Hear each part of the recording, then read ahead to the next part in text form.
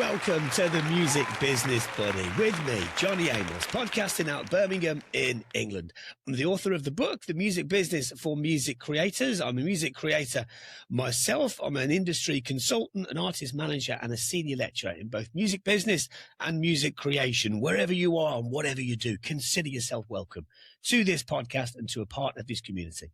My goal is simple, everybody, to try and inspire and educate music creators from all over the world in their quest to achieving their goals by gaining a greater understanding of the business of music. Okay, I have a tantalizing session for you today. I am joined by a remarkable guest by the name of Jonathan Heeter. He doesn't like compliments, by the way, but he better get used to it in this episode because I'm going to give him many. He is outstanding. He is such an impressive person. So what does he do? He runs an agency called Middle 8, which is ironically a team of 8 people, but I don't think that's where the name came from.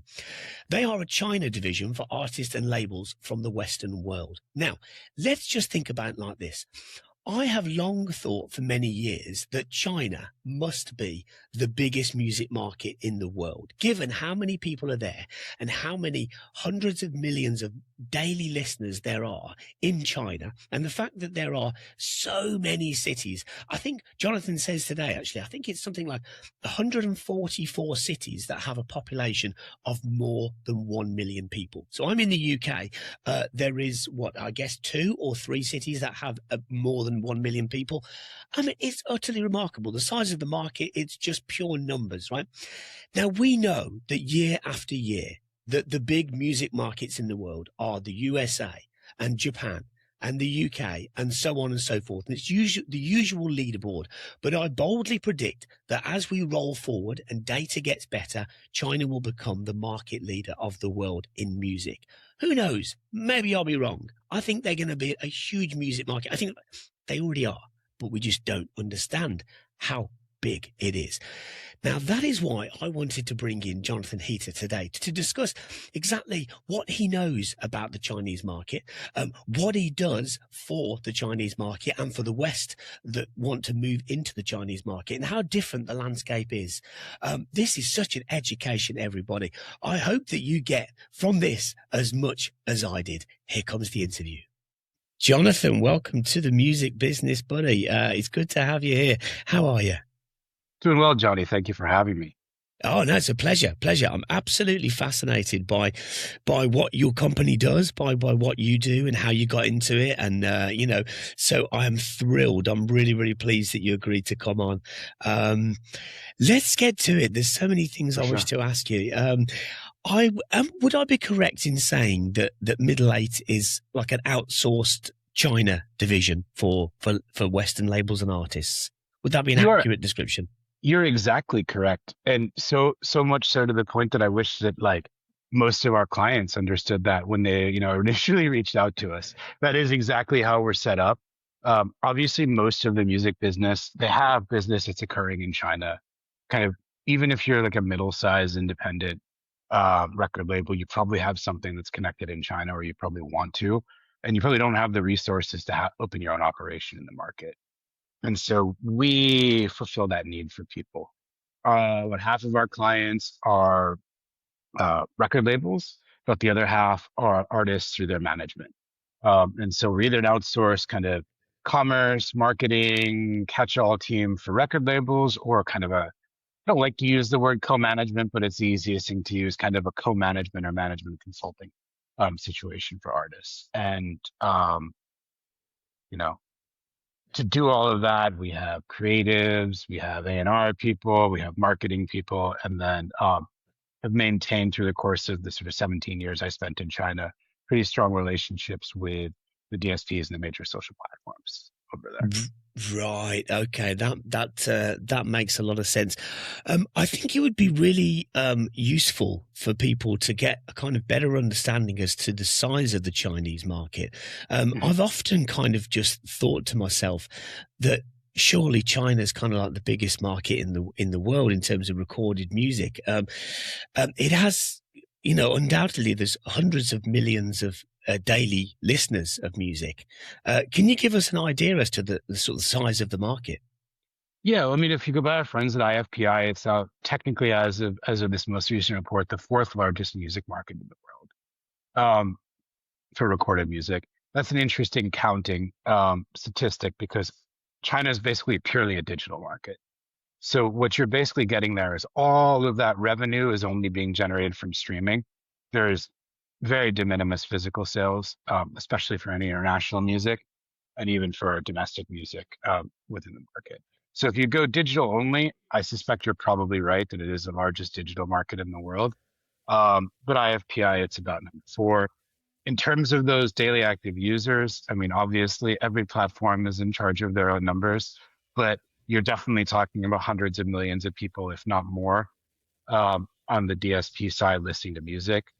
Um, the main DSPs that everybody should know, Tencent, who you will know as kind of a holding company, everybody will be familiar with that. They have three DSPs that fall under the Tencent umbrella: QQ Music, Kugo, and Kuwo. And then their sort of main competitor in the market is a platform called NetEase. Obviously, with all of this consumption and all of these platforms happening in one market, they're a bit more differentiated from each other than, say, Apple Music and Spotify would be. So NetEase tends to be for the percentage of the market that's kind of hardcore music listeners. There's a lot of things from a UX, a UI, and kind of a social integration thing that connect with fandom and really reward deep listenership. QQ Music from Tencent tends to be the place where the average person is kind of listening to music in many ways because QQ is a brand that's extended all the way back to a messaging app that was very popular in China going back to the late 90s. And then Kugo and Kuwo are popular in places in China sort of outside the major cities simply because they require less bandwidth to stream off of. And that's sort of a little slice of the market. If you add all of those up in terms of like a daily active user base, I have no idea what it is, but it's going to be a number that's like so farcically large that it's not even going to make sense to anyone. Yeah. Okay. Wow. Yeah. Wow, superb analysis. I've never spoken to anybody that can give me that kind of analysis before. That's amazing. Wow. So QQ Music, is there sort of their algorithm as sophisticated as, say, Spotify in terms of sort of, music discovery and visibility for emerging artists and that kind of thing? I'd actually say on the whole, kind of everything in China, whether it's going to be the DSPs like NetEase or QQ, or whether it's the social media platforms, which we'll touch on in a second, I think the algorithms are actually more sophisticated and a little bit better Wow. than in the quote unquote West or globally. And I think there's some different reasons for that. Technically, I think it's really easier to optimize for data streams that are coming mostly from one market than from a lot of places. So there are fewer sort of engineering restrictions upon how those algorithms are built. I'm nobody's idea of a techie, but that's sort of my understanding of it.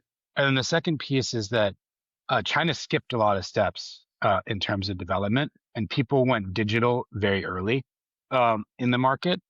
And because of that, a lot of the things that we found really innovative. So for instance, like TikTok, people say all the time that like, TikTok has a Chinese version called Douyin. It's actually the opposite.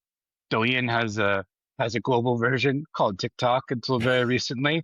It's an app that's much older in China and really follows the sort of algorithms and logic of the way things work in China. It's kind of really optimizing for engagement and for rapid fire use.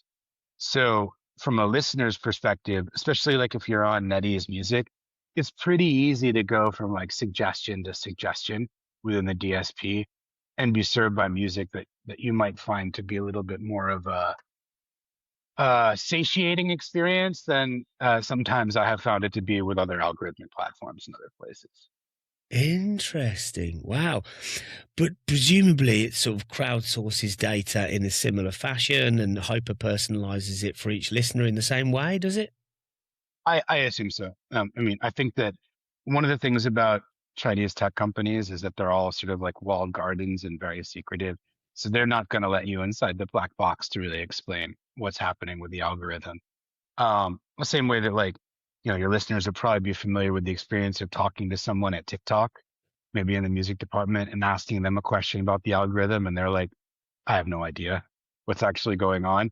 that that actually is pretty common. So to me, it's actually kind of a red flag in China for me when I hear people say like we understand the algorithm or we know what's going to happen with the algorithm or this, because I don't think it's actually really possible. Yeah. Okay. Well, if you of all people are saying that, then yeah, yeah, yeah. I Yeah. think that's safe to say. Yeah. So one of the many things that have intrigued me about this subject, is that Western artists and their teams have traditionally really struggled to kind of break into the Chinese market or even understand it. And for many years, Jonathan, I've seen many music executives in the UK go into China being very positive about it, coming back, and then really struggling to actually yield the kind of results that they were hoping for. You, on the other hand, actually make things happen. So what is it that you're doing that's different from other music executives? I mean, I think that, you know, one is that I spent most of my adult life in China, right? I was there for 17 years. And so my role often is actually as a bridge between talent in China, talented people who are doing the hard work of marketing and explaining what's going on. And I think most of the time, what's missing for Western music and entertainment executives and brands and everybody else is a lack of somebody to play kind of the role of building connective tissue between understanding what's happening in China and what's happening in the rest of the world. In music specifically, music is a very metric driven business now, where people are very obsessed with certain metrics. Unfortunately, those metrics are not the same in China. And so what that means is that there's often not a simple way for executives to understand what's happening in the market.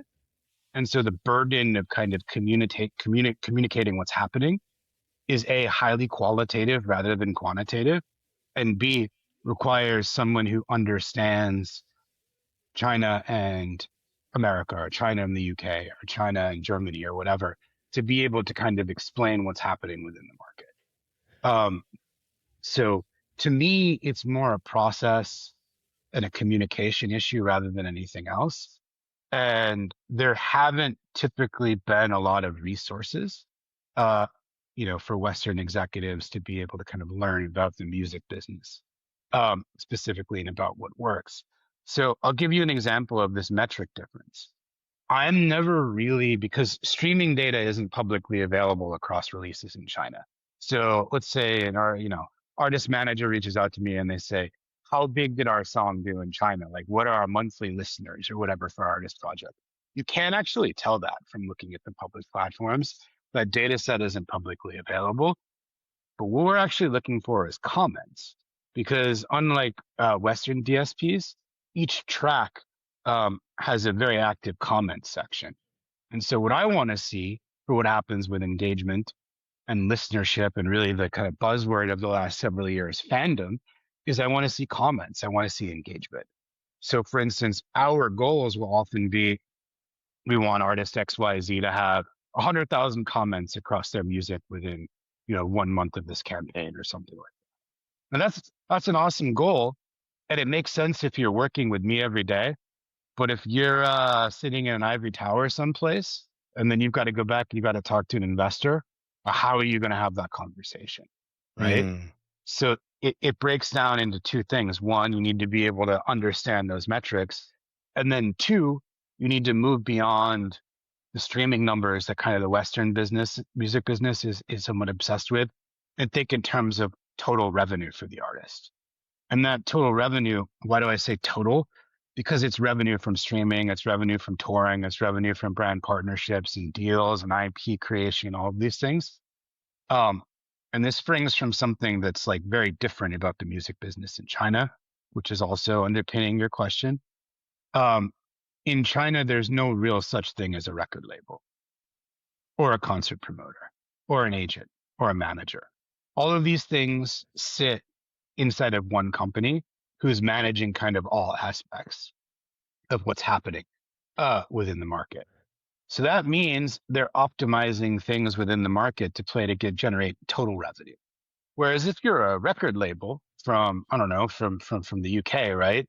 And your main stream of revenue is just streaming, you're not going to have the incentive structure in place to look at the total picture of the market.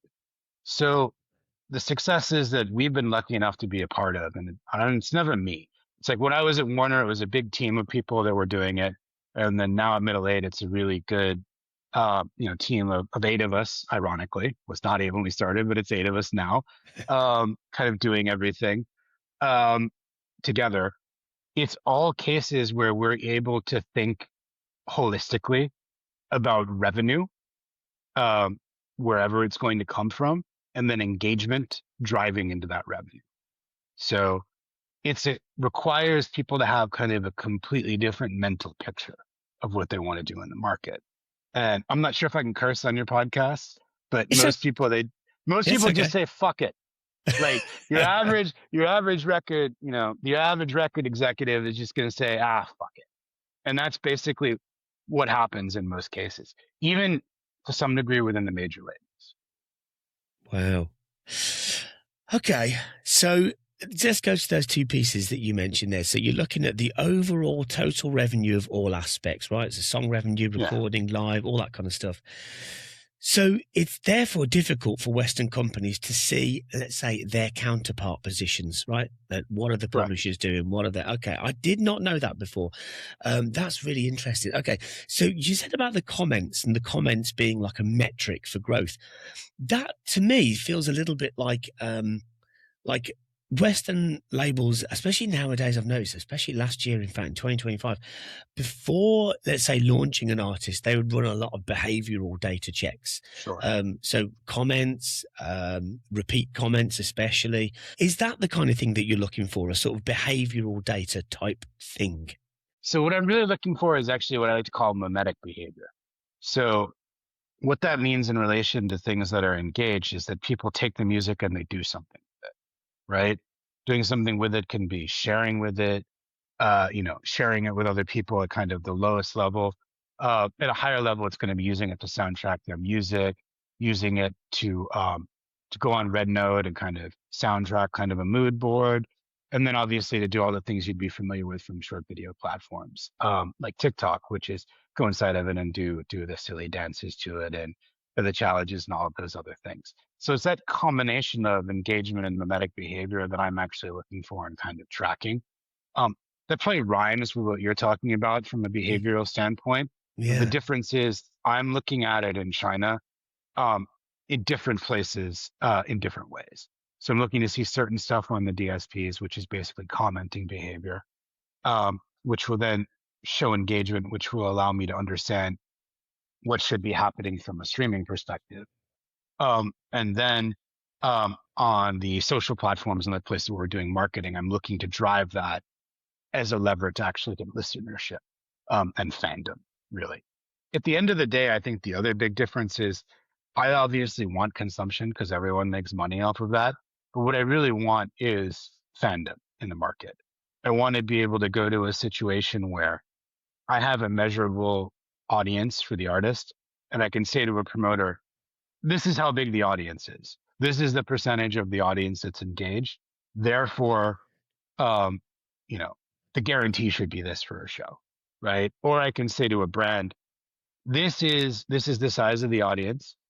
If you work with this audience to do a track for your advertisement that's purpose written, or you buy a sync or do something and do a content integration with them, you're going to be getting this large of an audience essentially coming along with you.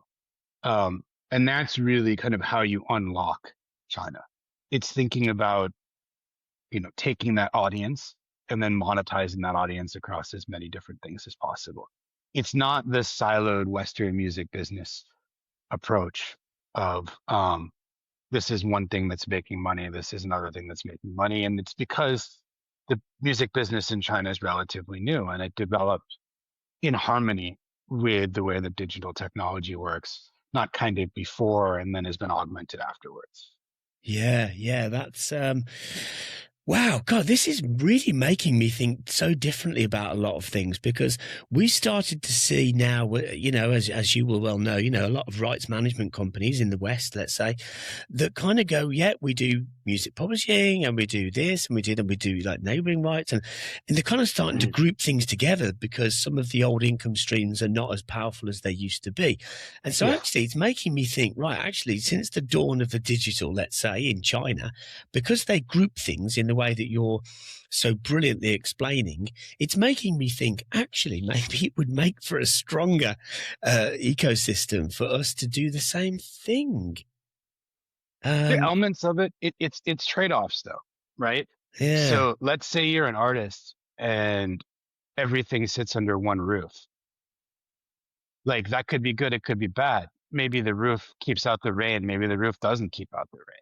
But now in a situation, if you're an artist, in other countries, you could have a not so great relationship with your label, but your agent could be doing an amazing job and getting you bookings. And your manager could be doing an amazing job kind of driving everybody. But it's pretty hard for your manager to play bad cop when he sits next to Bob from accounts and has to go to coffee with him afterwards. And so, like anything else, there are trade-offs. I think from a digital first perspective, you're definitely already seeing more labels and management companies kind of feel like they're the same thing or doing the same thing. Um, in the West anyway. Like it's not a coincidence, by the way, that 88 Rising is really both like a management company, for instance, and a record label, and it has all the Asian DNA and all the Asian roots. It's very much set up like an Asian company, an Asian media company, but in sort of New York and then California. yeah, okay, that's a good example actually. That makes a lot of sense. Just a quick thing there about kind of sync licensing. So you mentioned there about brand integration and like a song or recording of a song with a particular brand. Is there the kind of like the infrastructure for sync licensing in terms of like back end collection and that kind of thing with a PRO, or is there not really a system like that and it's more of a kind of you're doing this recording for that brand and that's the end of it, or is it more or somewhere in between? I mean, there is a back end, but honestly, the money lies in the sophisticated kind of commissioning of work. Okay. Again, because like, a big brand is going to want to work with you in a holistic way. They're not just going to want to take your track, and then kind of, stick it in a commercial or even stick it in a film or something. They're going to want it to be an integration. And if they do just want your track, what they're going to be interested actually is the pub. So they're going to get the pub from you, and then they're going to re-record a version of it with the simple logic that the sort of Chinese buyer side has figured out, which is if we're paying for this, we might as well create a product ourselves. And then they can then promote that on DSPs and it's more integrated into their rollout. Yeah. So that tends to be, those situations. In general, like probably some other people in the China space won't be that happy with me, but buyouts can make a lot of sense for people. Because you're getting money kind of all up front. And collection is not always the easiest thing to do. It's not always difficult. They're very reputable people as well. But in general, the kind of deals that we're typically working on with people are commissioned work, just simply because they're much more lucrative. Yeah, that makes a lot of sense. I mean, the music publishers that I deal with in Europe that know the Chinese market, that pitch to the Chinese market, they refer to it as a buyout territory. So if there's a song that's got cut, you get a buyout fee for the song and for the recording, and that's the deal. So that makes a lot of sense. What about sort of are there sort of, would you say, cultural differences that exist in the Chinese market that would be very difficult for Western artists and labels to understand, other than the sort of the things that you've explained so far? Is there anything else that people might struggle to understand? Yes, but no. And the reason why I say that is for most Western artists, you're not really going to ever be reaching all of China anyway, right? It's a big country with its own culture and its own music. A lot of people are going to prefer to listen to that music that's local. So the kind of people who are actively seeking out, global artists, Western artists, and like connecting with them for fandom, they're going to be more cosmopolitan and culturally aligned than you might expect. And the difficulty then, of course, is all of the nuances, which in a self-serving way is what makes someone like my team very valuable, Yeah. because it's all the little things. It's like, give an example for your UK listeners that as an American, it was always endlessly frustrating for me living in London, which is I got to where my little flat in London, and there are these two taps, one with hot water and one with cold water, instead of it all coming into one place. And I was like, what the fuck is this? Like, to wash your hands, am I supposed to just run my hands back and forth between the two sides? And of course, culturally in the UK, it's like when you do your dishes, you have a basin and there's a whole other thing that's different, right? And so this is like a tiny difference that kind of represents those nuances that are there in that sort of audience. And then you have the big differences, right? Language is a big difference. Like, everything from the way colors are perceived. Like, the relationship between red and green is often opposite, where red is positive and green means negative. It's like if you see a stock market chart with something going up, it's going to be a red arrow going up, right? So there's Interesting. all these little nuances that are there. Yeah. And that's a topic you can kind of sort of pick on forever. The honest way for people to really approach that is actually, again, this is very self-serving, but to work with somebody who can navigate that sort of stuff, because it's just too much to learn. It'd be like, you know, if you ask me to like figure out, I don't know, Mexico or something, be like, I could do that, or I could just work with people who really know Mexico. Yeah, exactly. Yeah, that makes a lot of sense. So, as an agency, then, do you operate on a kind of fee-based service or a commission-based service, or is it a bit of both? It tends to be a bit of both. There are some things that are almost exclusively retainer based, and we've never really done anything that's like fully commission based. We wouldn't necessarily be against that, but it would have to be, it would have to be something where it was like pretty obvious what was going to happen, um, that was going to come online. We try to put ourselves in a position where, um, essentially, the revenue from retainers secures our floor, and our real upside happens with the commission-based model that we use with most people. Yeah. Okay. Yeah, that makes sense. Yeah, thank you. I think you mainly covered this earlier about the sort of the overall kind of overview of the ecosystem. Yeah. Is there, because it's going to be hard, right, for people to understand this switch from kind of Spotify, YouTube, TikTok, etc. You know. And the things that replace it. Are there any other Yeah. kind of platforms that are kind of big in China or unavoidable in the Chinese market that you've not mentioned? Yeah, I mean, a lot. And some of them are accessible in the West, some of them aren't. Douyin, which is the Chinese version of TikTok, you will not be able to download it unless you have a Chinese phone. And even if you did, you wouldn't be able to use it because it's GPS geo-blocked to China. Um, but um, everyone who's in the music business should have Red Note, or Red, I think as it's now called in English, downloaded on their phone.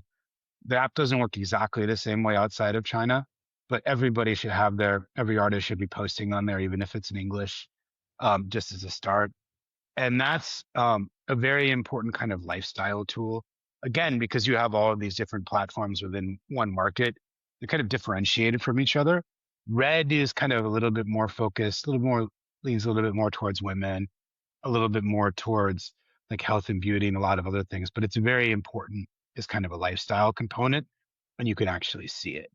So this is something where you could imagine if like Pinterest was a social media app, would be the best way that I would describe it. Mm, Essentially, everybody should be at least fooling around with it in the yeah. music business to get a flavor of it. Bilibili is essentially the Chinese version of YouTube. Um, it is, as the sort of somewhat whimsical name might indicate, heavily targeted towards younger users, specifically gaming, anime, and comics. Tends to be a very big space for music, and a lot of Western artists who crossed over tend to do very well in those spaces, particularly within the market. WeChat is sort of available for people to look at globally and get a flavor of, but in a very neutered form. If we were going to do an explanation on what WeChat is, we would be here for the next 3 hours. Um, it's such a complicated platform that does everything from mobile payments to paying your utility bills to functioning like WhatsApp to having short video and blah, blah, blah baked inside of it. Um, it's incredibly important on the ground in China from the CRM perspective. From an international artist perspective, I tend to think of it as like your website, where it's like you need to have it, you need to be posting on there, but you don't necessarily expect a lot of virality or ROI from it directly. The one playbook that you're probably, or platform, excuse me, that your grandma probably knows is Weibo. Um, Weibo is quite old. It's very similar to kind of Facebook and Instagram mashed together. It's not a platform that like we are generally operating things on Weibo for people, and it can be a very effective source of sharing news, but it doesn't tend to drive a lot of streaming or fan behavior. It's more kind of like where you would go if you were sitting in an office building and you're like, I'm at work and my email job is boring today. What's going on? You open up Weibo on the tab, you kind of review what's happening there in the background and check back. Right. Okay. And can visibility for Western artists and labels be bought on those platforms in the same way as it can in the West? You mean visibility in terms of like, can there be boosting or posts and things like that? Yeah, and kind of like, yeah. Okay. Very important. And it's a good shout specifically to talk about that. People probably have the understanding that like China would be cheap because we get lots of cheap stuff from China. China is very expensive from a media perspective. One, you've got all these eyeballs operating at the same time every day in the same place. Two, it's all digital. So like your budget on Douyin, congratulations, it's going up against Procter and Gamble's budget. Not exactly the same vertical, but like what's that going to do to the cost of an influencer, right? It's going to drive everything up. So this means that you need to be very smart in terms of where you're spending your money in the platforms. You need to really work with people who understand what's going to drive the needle. Forward, move the needle. If you can drive a needle, it'd be very challenging to kind of move the needle forward. And then you also need to be thinking about the ways in which that boosting budget is kind of achieving very specific goals for you. One other thing about all of the social media platforms is that they are tied to a real name, real identity in the market. So you are you. All the users are them, which means that one, the internet in China is a kinder, gentler place because people are much less likely to be assholes if you can figure out who they are pretty quickly and be named and shamed. But then two, it means that some of the shenanigans that happen, like maybe there's a certain artist and you see the same 7-second clip of that song across 75 fan pages at one time all of a sudden, like some of those shenanigans are not that they don't exist, but they're a little bit harder to pull off. Is it kind of mandatory verification on ID then? It's law. Yeah, it's law. The internet, the law. Interesting. Wow. Okay. So yeah, that really cleans up behavior then. Wow. So there's like total accountability. Yes. Like every artist we're working with, we, essentially have their proxy more or less and are operating the accounts on their behalf. And then obviously for entities, for a business, there's a different set of verification that happens, but it also has to happen. And this is actually like a big red flag for anybody in your audience. So like, if you're working on a China solution and they're not talking to you about how to like verify or authenticate anything, or if your label says something you like, oh, China is really hard and expensive, just have a fan do it.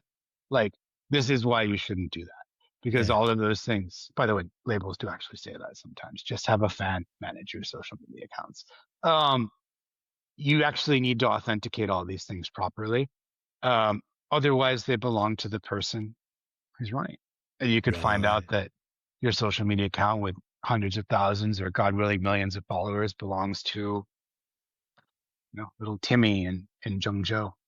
Yeah. Wow. Gosh, what an eye opener.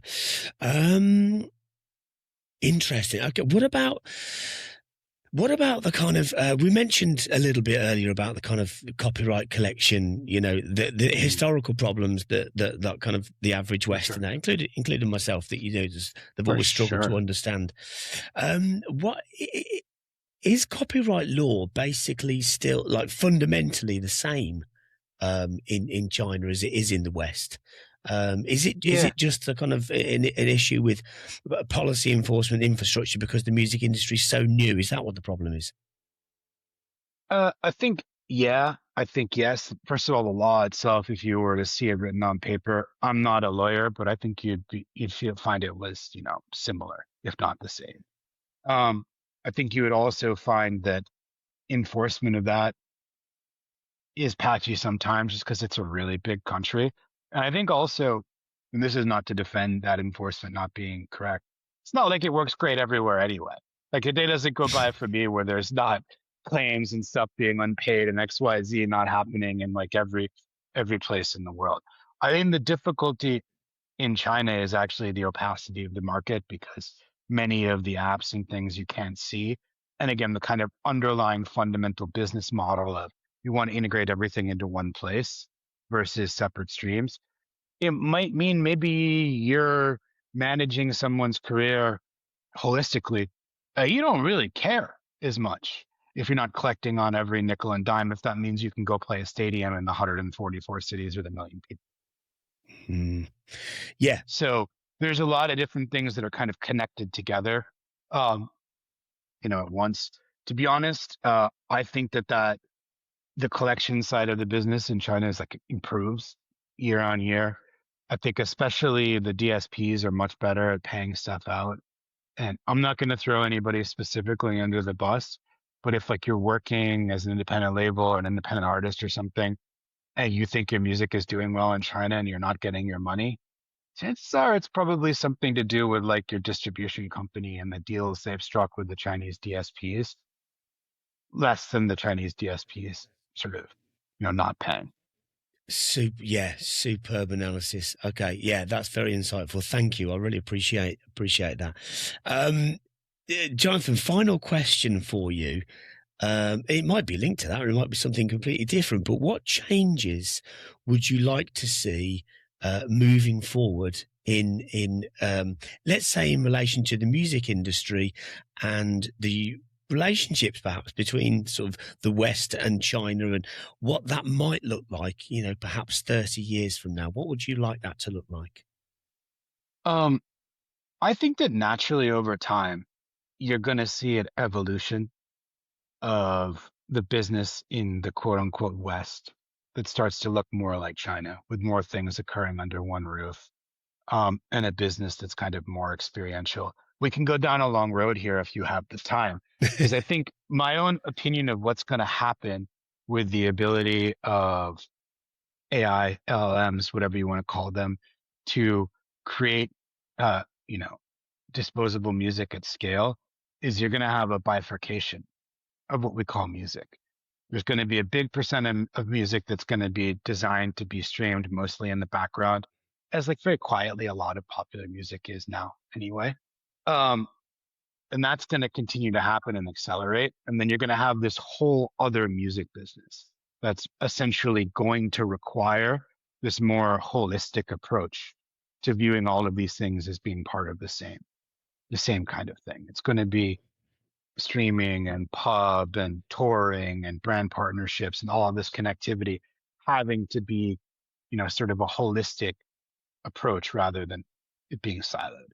And as that occurs, the Chinese music business will make a lot more sense to everybody. Um, there are changes in China that I look forward to, which is, as I said, like it's a staggering number. There are 144 cities with at least 1 million people in them in China. Wow.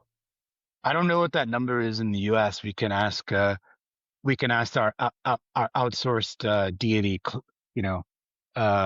Claude or OpenAI or something that question, but maybe it's 10 in the US or something like that. Maybe it's 20. And so you have this massive base for touring. And that traditionally has been underdeveloped for a couple of reasons. One, regulatory pressure. It's been typically been very difficult to get shows permitted. And then two, the infrastructure, travel infrastructure and just venues and things like that. Both of those things get easier year on year. So, you've got previously unfathomable things that have happened in China, like Kanye fucking West doing shows in China, right? And I say, obviously, he did actually perform there a long time ago, back before his detour into his dark twisted fantasy. And then now on the other side of it, has been able to perform in there again. And previously, if you had sort of a journey like that, it would have been unthinkable for you to get permitted in China to play. That's something that's increasing. And you're going to see artists now who tour more and more and more places. The traditional thing in China was to play Beijing and Shanghai. You're going to see Beijing, Shanghai, Chengdu, Chongqing, Guangzhou, Shenzhen, 7, 8, 9, 10 city tours that are going to be developing for artists, and that's going to slowly percolate out. The other thing you're going to see is there are a number of artists quietly who their biggest market is China. And that is going to become more and more commonplace going forward. Yeah. And that could be people who from the UK, they could be from Nashville, they could be from Indonesia, wherever. Like, we work with a few different people who are like this, where something connected for them in China, and China has sort of replaced the economic lever that maybe the US would have in the sort of music business of their dreams. Interesting. Right? Yeah. You're going to see more and more of this, and people may or may not talk about it more. And I'm a dumb failed bass player who works in the music business, so I can't talk about geopolitics, but like, obviously the geopolitical situation is fluid and evolving at the moment. And I think that it's, if I was a European business leader right now, I would have more of a Chinese strategy, not less of a China strategy. And same thing with ASEAN. Yeah. Yeah. Wow. Gosh, you are so impressive, Jonathan. Honestly, man. Oh no. You're amazing. I mean, you got to cut that. You got to cut that. You got to cut the praise. We don't like the praise. A Midwestern boy, we can't do any praise. Yeah. I mean, I think it's really, again, like, I don't think I'm that impressive. I think I'm pretty well trained at being a bridge between these different places, right? Like, I put in a lot of effort to learn Chinese. And what I've done is surround myself with really smart people in China. And then it's my job to kind of represent and synthesize their thinking in a way so that, like, hopefully people can understand it. Like, personally, for me, no, I'm not impressive. Like, what's impressive is actually being able to make music and to make art and stuff that connects with people. Like, this stuff, kind of in support of it, is it's nice and it's good, but it's the art that actually matters. Well, that's wonderful, and that's very, very humble, but I politely beg to differ. I feel very honored to have spoken to you here today, because you've given me answers here today of things that I've wanted to ask for a long time, and no one has ever really given me these answers before. And I think that will have a wider benefit on the listeners of this show. So thank you so much. I really, really appreciate your time. Yeah, for sure. And obviously it's a big topic, and I hope everything was digestible. To the degree that, like, things aren't digestible, I'm relatively anonymous online. Like, I'm somewhat hard to find, except for like LinkedIn and our website. But if anybody has any questions, you can feel free to ask them in those places as well, because, as I said, they're big topics, and like, each of these little bubbles we talked about, could be a seminar in and of itself. Oh God, yeah. Not by me. A seminar by other people would maybe be translating it. Good God, not by me. Well, but I'm sure they'd be quoting you. Oh God, really. But I really appreciate the time, Johnny, and it's always good to talk to anybody who has the same, name structure that I do. Of Anybody course, that's a John or a Jonathan or of course, Johnny, man. it always makes it better, for sure. Yeah, we're in a cool club, mate. We're a cool club. Exactly, absolutely. Thank you so much. I really appreciate it. Wow, what an education lift. Goodness gracious me. Jonathan has shared things today in this interview that I just didn't know. And guys, I'm going to level with you, right? I am, as many people call me, right, a leading expert on the music business. But listen, I felt humbled today because there are things that I just didn't know that I learned today, right? And I'm not ashamed to admit that there were just things that I didn't know. For example, I remember, maybe like a year ago, having an interview with Geordie from Tonic Music, and he referred to the music industry as the music industries. And he kind of explained why. And I thought, wow, I love that. Yeah, because it's so many different industries all within one, especially when we throw in media, right? Which is basically how music makes a lot of its money, from the media, right? But to understand from Jonathan that China doesn't work that way, and that actually it is one industry where organizations have control over all of the aspects, right? Whether that's, how the music is licensed, whether that's on the song side, on the recording side, the management side, the live side. I just didn't know that before. And I feel, I hope I don't sound silly to you when I say that I didn't know that before. But isn't it wonderful to learn things like that? Because it just makes you think differently about something. And that ultimately is how we learn, right? We don't learn by being comfortable, do we? We learn by being uncomfortable and being bold enough to be able to say it. So I'm saying to you now, there are things I learned today that I never knew before, but I never need to learn them again. And neither do you, because we now know a little bit more about the Chinese market and how it works, what the infrastructure is like, how artists and labels from other parts of the world work in that territory. I've never, ever known anybody like Jonathan Heeter before who does what he does in the way that he does it. I've seen many, many, many people, as I said to him in the interview, that have gone out to China and come back smiling and gone, great, we have a really great idea as to how we're going to do it. And then they fail. And no one likes to see people fail, right? But to see what he does and how he does it makes him and his agency completely unique in their position, in what they offer. So there you go. I hope that you've learned as much as I have today from listening to Jonathan and to listening to what his agency, Middle Eight, is all about. Okay, that's enough from me today. Have a great day, everybody, and may the force be with you.